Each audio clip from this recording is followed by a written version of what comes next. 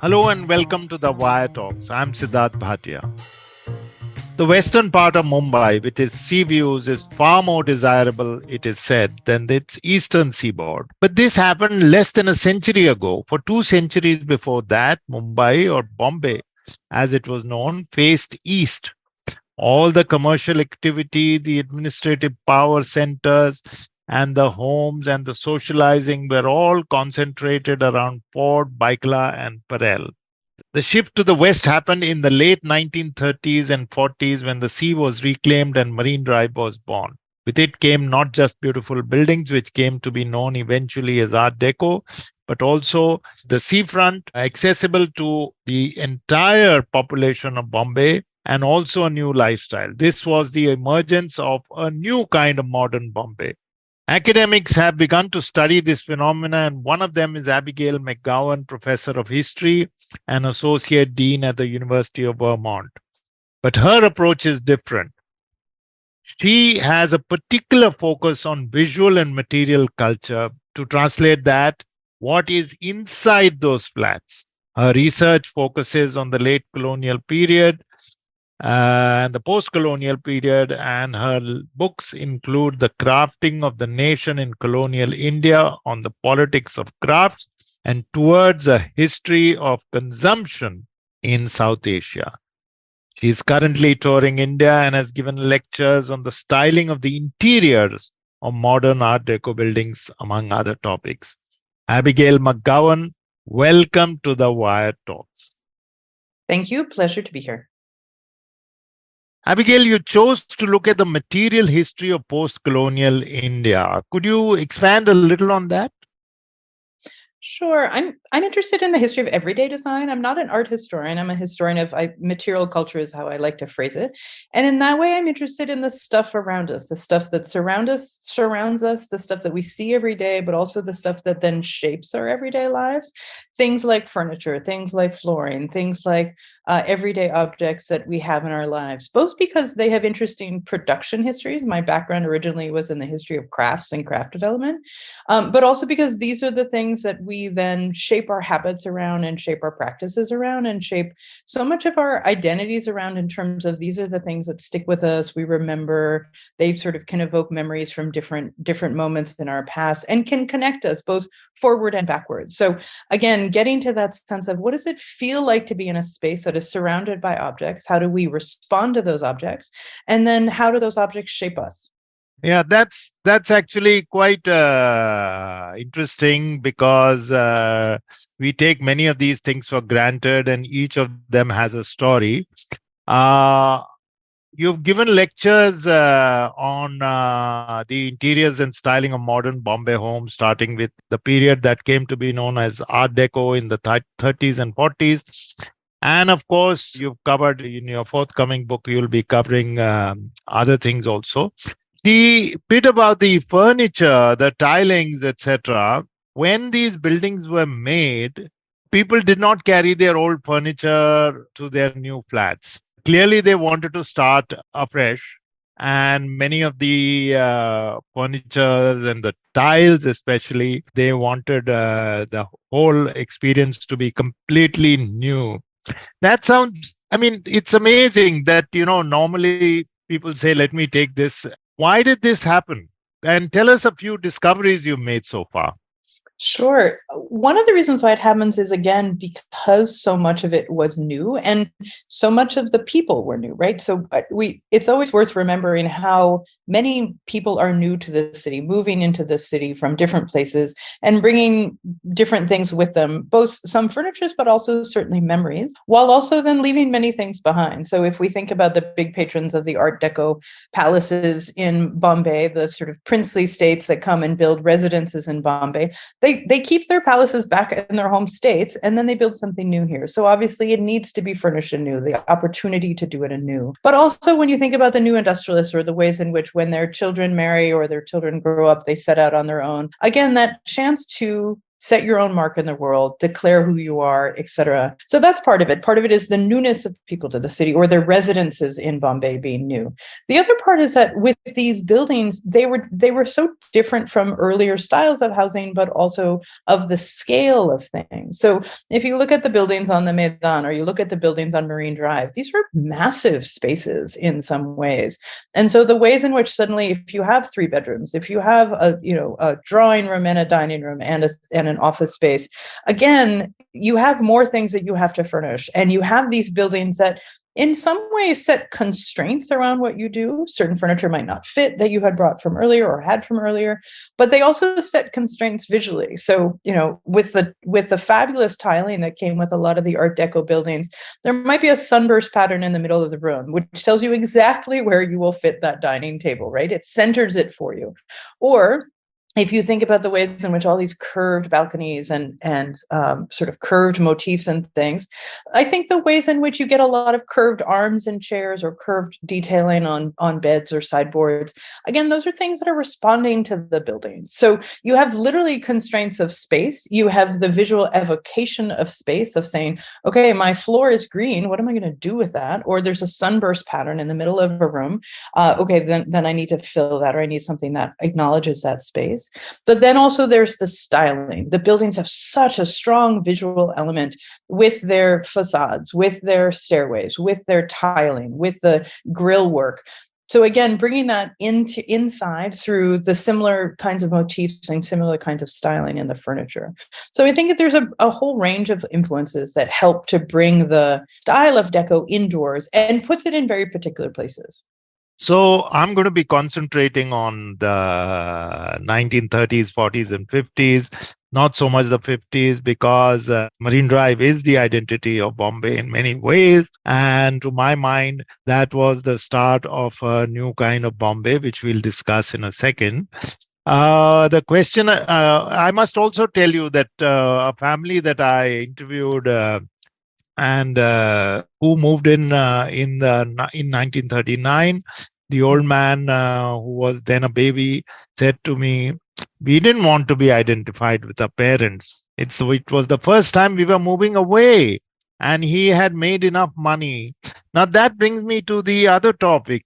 The buildings were financed, designed, and tiled and furnitured, and even the elements that could not be seen, plumbing, etc., were done by the RCC, were done by Indians. Did it signify a new confidence among Indians? Absolutely. And I think there's a couple ways of seeing that. One is the confidence to take broadly and to take uniformly. And again, that sense in which the styles that come up before this, they're, French derived, or they're pulling off British styles. And that sense in which, if you're looking for ornate, French Baroque, you're going to go to very particular people to do it. One of the things that I love about the Art Deco style is it becomes this truly cosmopolitan style, and it does so in a variety of ways and allows a lot of different people to access it. So if we think about Art Deco, it's drawing from, France, obviously. It's also drawing on the movements in New York. It's drawing on the movements in Germany also, and the ways in which you get this new design idiom that comes up that has Eastern European roots, but also then becomes available to a whole range of practitioners. Again, the architects, the tile makers, the furniture makers, and the furnishers and decorators. And I think one of the keys with that is not just the source of the style, that it is not British and therefore not associated with the colonial per se, but also the ways in which this is the first style that has a print culture that circulates broadly. And obviously that's super important to me as a historian, because my way of accessing it is through ads, through articles in the journal, the Indian Institute of Architects, through articles in the Indian Concrete Journal, through reportage in the Times of India, these things. So that sense in which the cosmopolitanism of it and the confidence of Indians to interpret it is in part because they have access to it in ways that would have been unimaginable for the new styles of 1900 or the styles of 1880. So the ability to have high quality reproductions of, line drawings and then even photographs appearing in the Times to show you what's going into somebody's house, or to show you the latest style, to give you a printed catalog that you can take home and peruse things. that again allows a much broader familiarity with the style. It then allows different people to get access to the style. So you get the beginnings of these new interior design firms that are owned by India. And Kamdar is one, but there's many others. Kira emerges in this period also.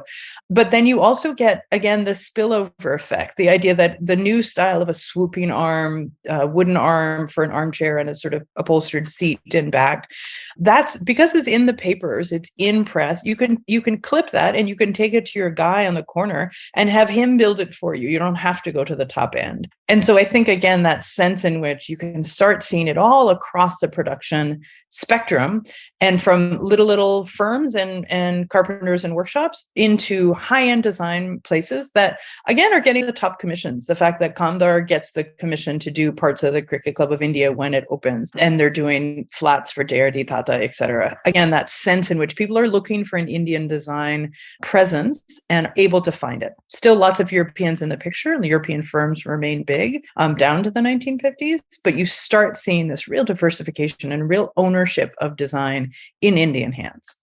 One of my personal themes of looking at this has been that we as Indians, the Raj was about to go, though we didn't know the date, but it was about to go. It was fading away. We as Indians were telling the British, just like they had told us during the Gothic movement, that this is a statement of our intention to stay.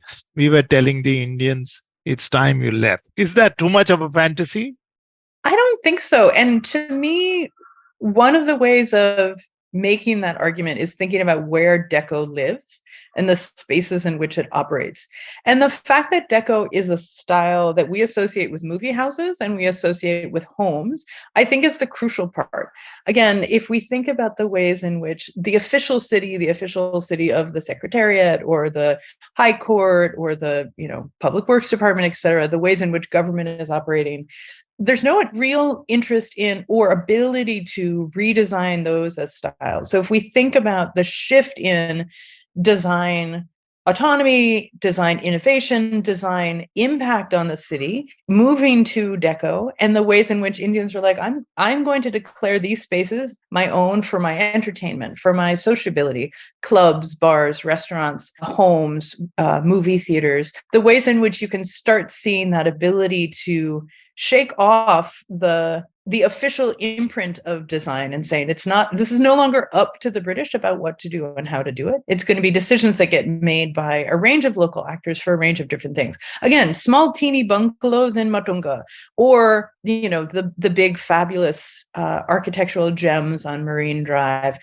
available to a range of people to, again, embrace that aesthetic, to say we are not defined by the British, we're not defined by a legacy of British rule, and we're looking outwards. We're looking broadly. We're embracing a new vision for what Bombay can be, and therefore India, what India could be. Because Bombay, as the design leader, both in the basics of half the practicing architects are in Bombay as of independence, but also as setting the tone for new furniture styles, new production styles, new public culture and print culture around design.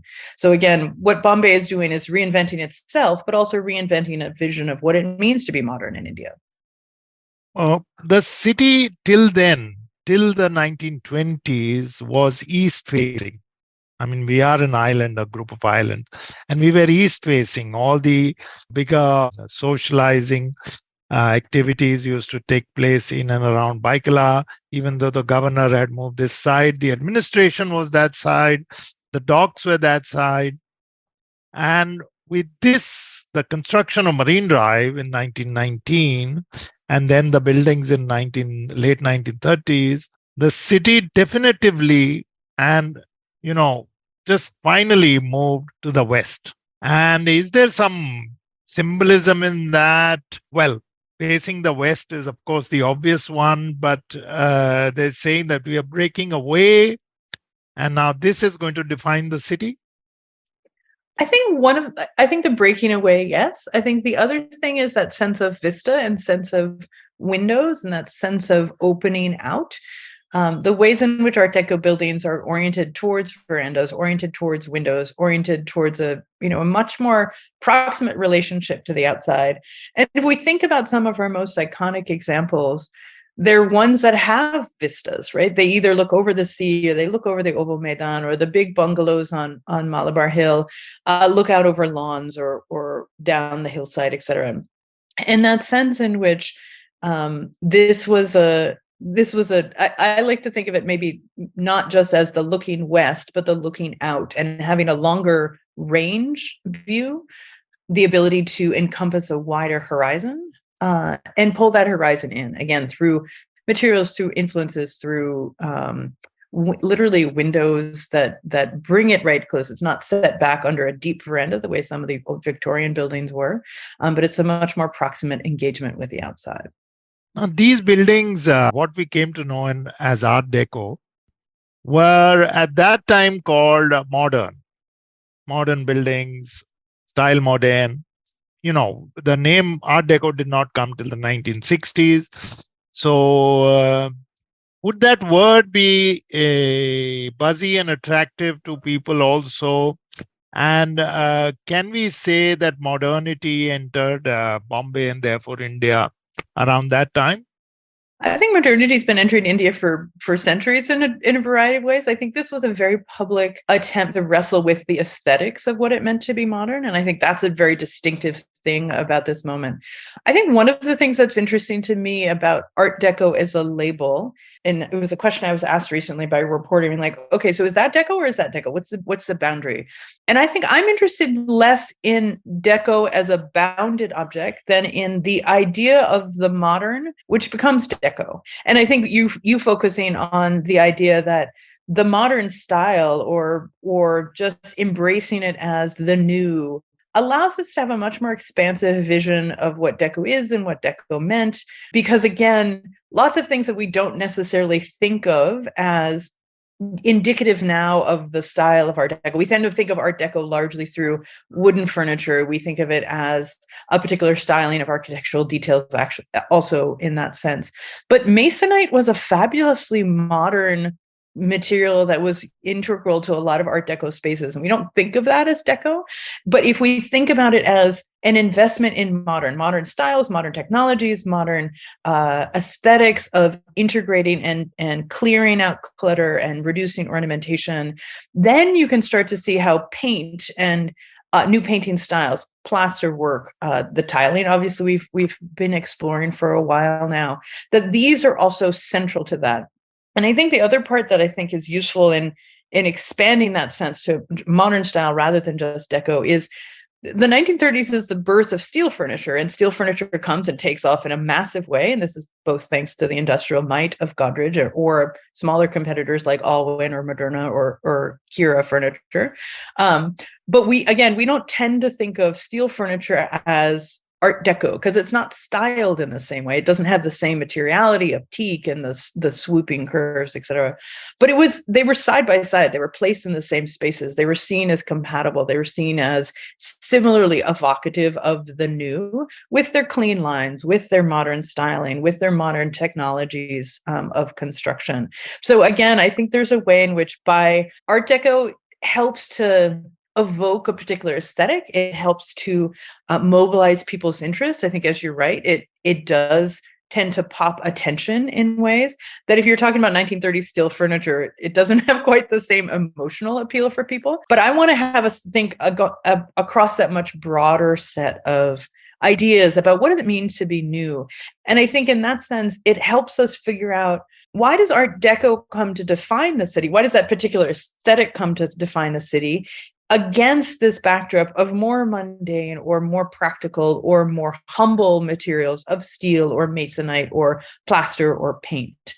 And I think that gets to the both the cosmopolitanism of this stuff, the ways in which teak furniture brings wood from far away, brings in styling that evokes many different things, but also the ways in which it speaks to a certain kind of swanky, elite, socialite ethos that comes to define Bombay in this period.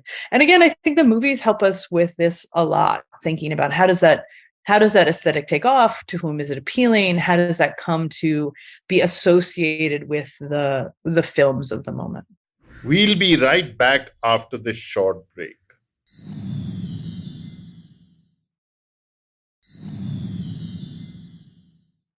Welcome back to the Wire Talks. So, what we are saying is modernity, 30s style or 40s style is also corresponds with the lifestyle change.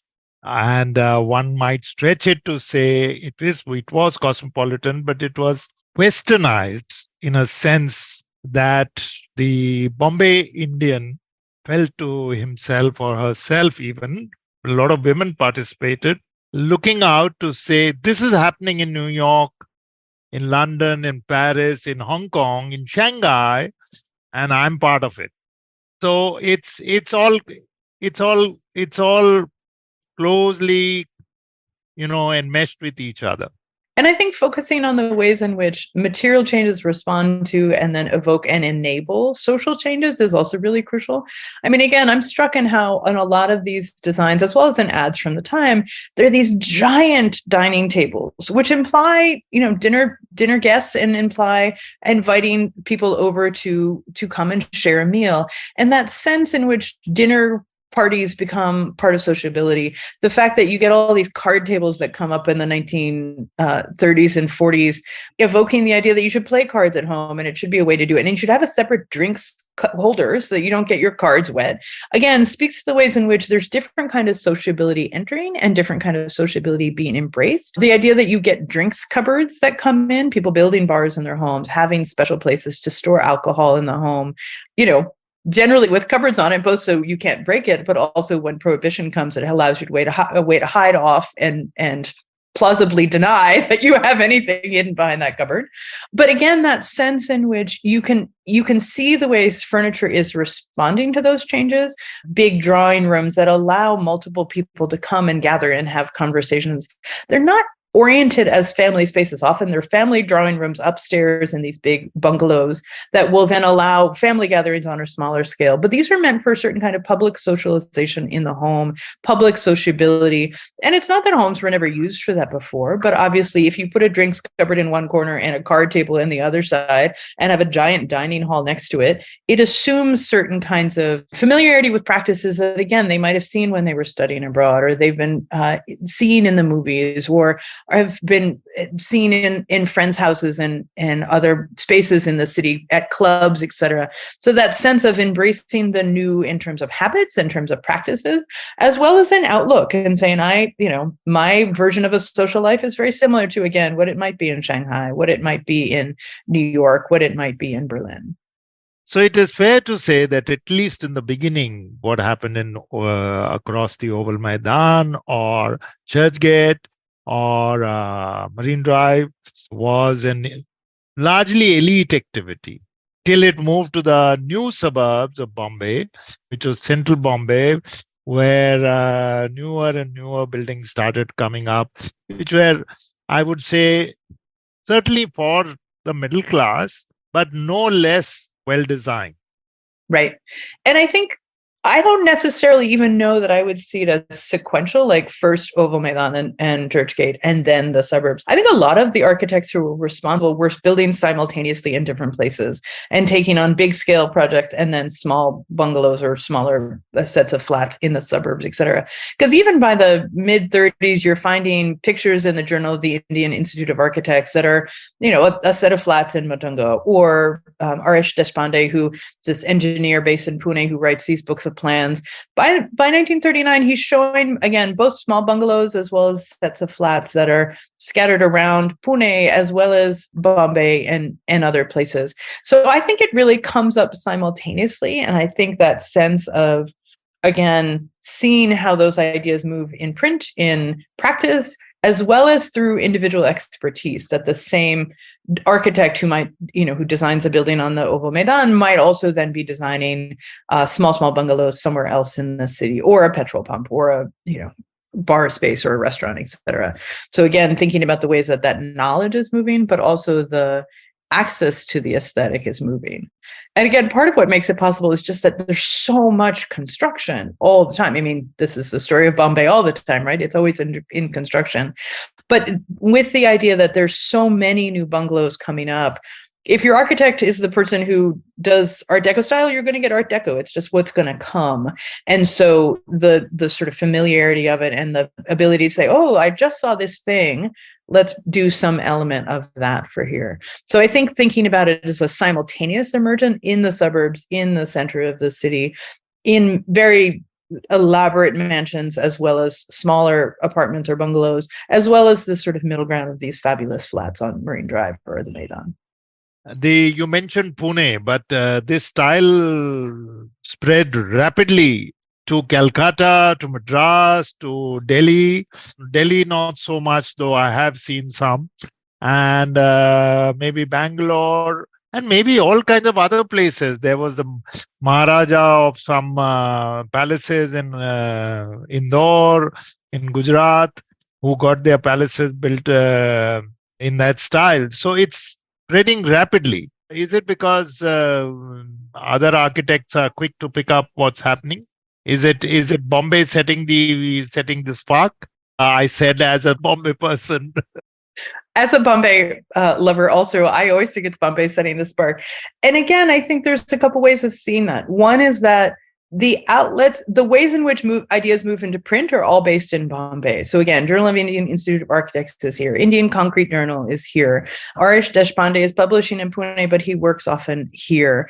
You get the sense in which the Concrete Association of India and the Cement Marketing Board is publishing its own books of plans.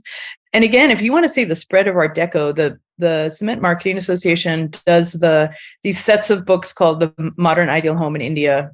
In 39 is the first one, and there's another one in 42.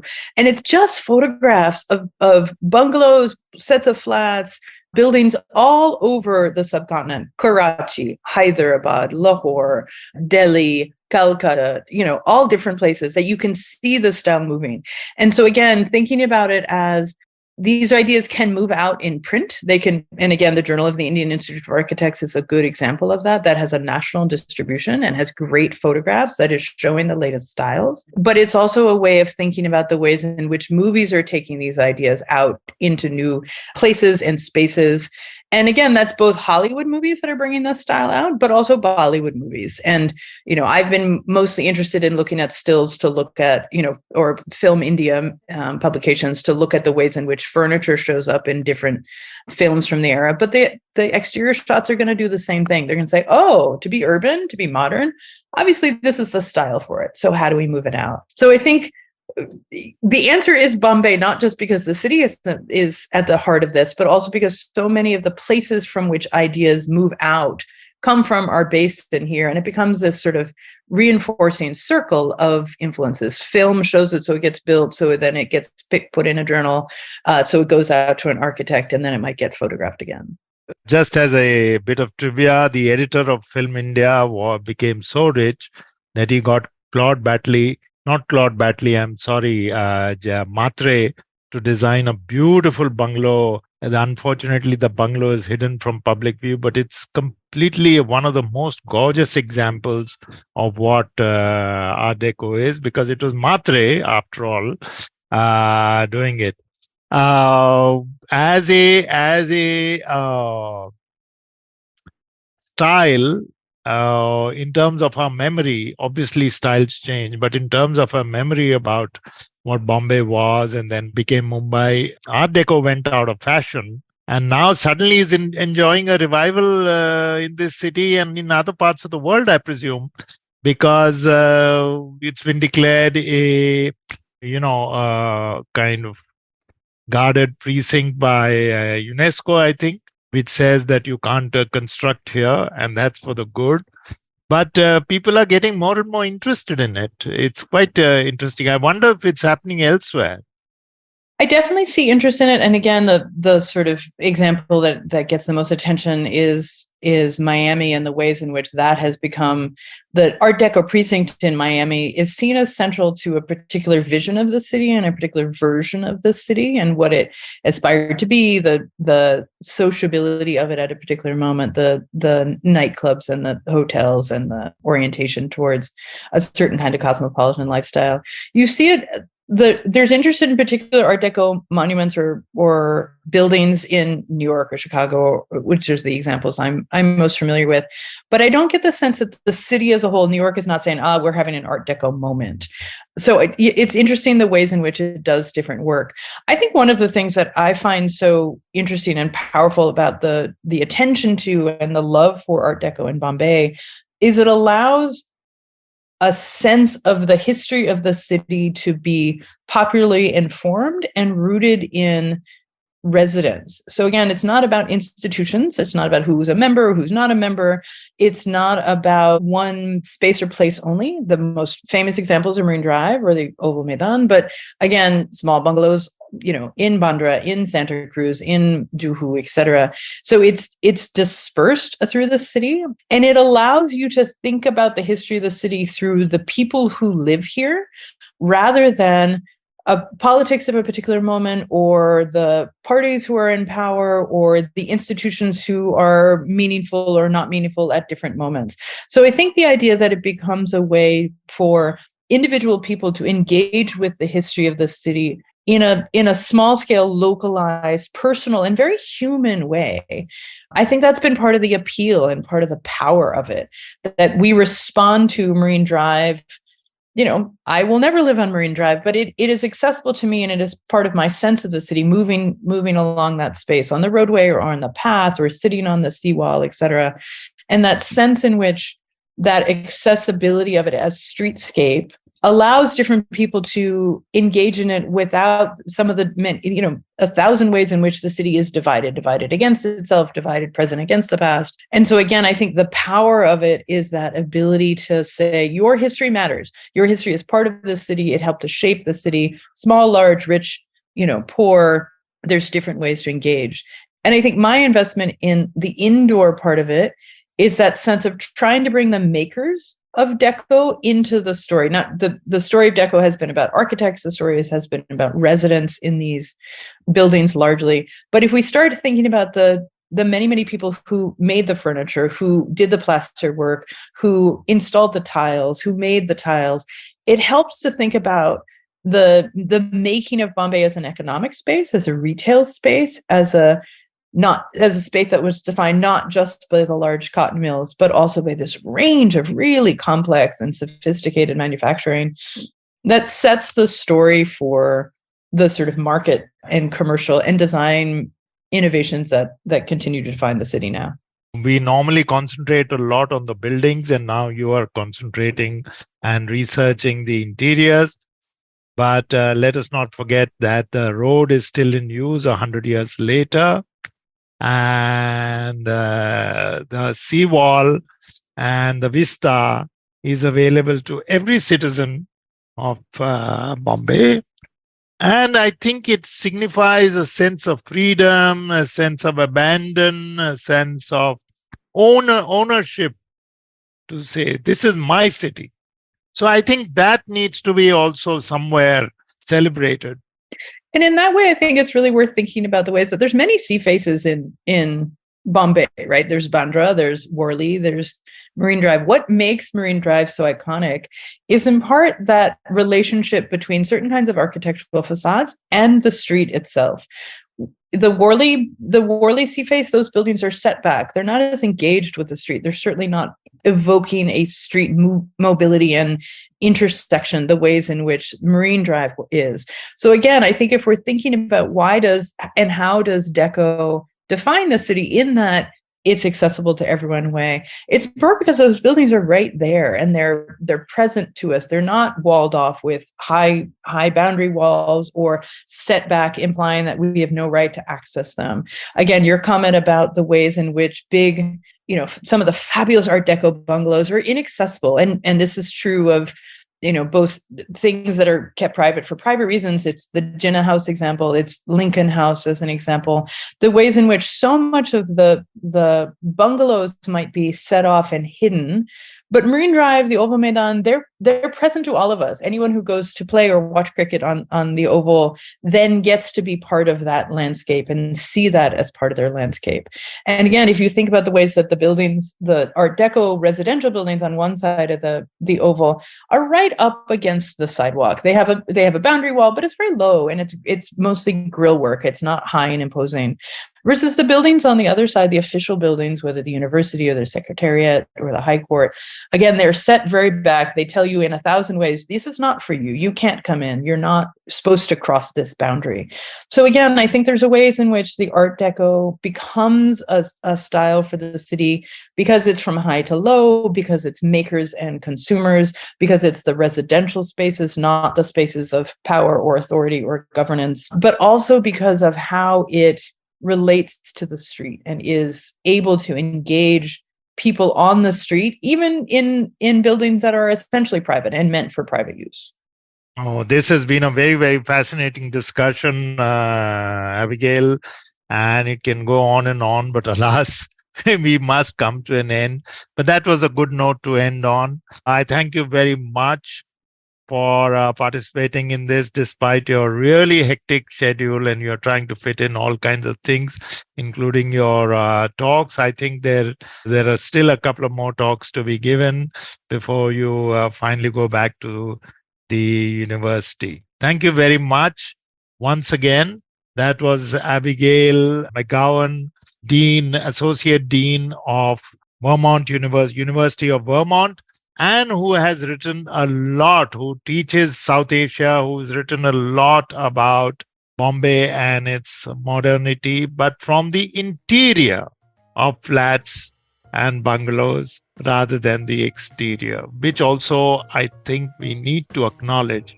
We'll be back again next week with another session of the Wire Talks. Till then, from me, Sidharth Bhatia, and the rest of the Wire Talks team, goodbye.